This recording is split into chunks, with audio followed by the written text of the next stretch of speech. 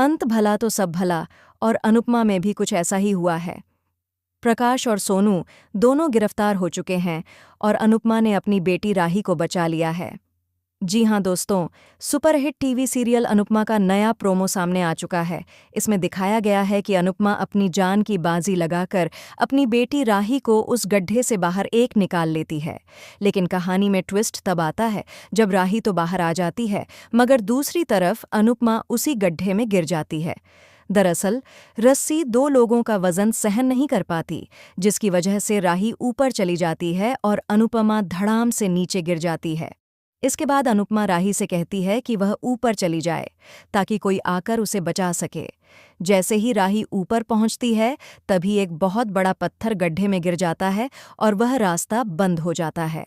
इसके बाद अनुपमा भावुक होकर कहती है कि जीते जी तो कपाड़ियाँ साहब, मैं आपसे नहीं मिल पाई, लेकिन मरने के बाद शायद आपसे मिल जाऊं।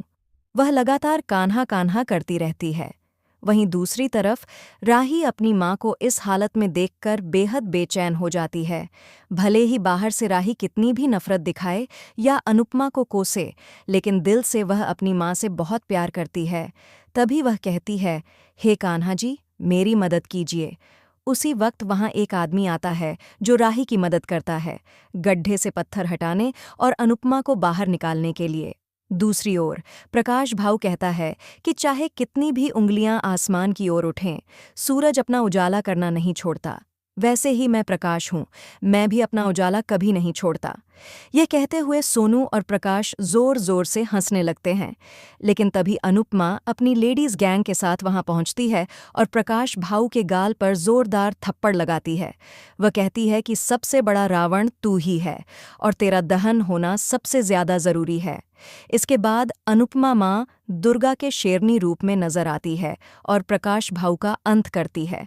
हालांकि तभी प्रकाश भाऊ बंदूक चला देता है और हमला करता है, जिसके बाद गांव वाले उसका असली चेहरा देख लेते हैं।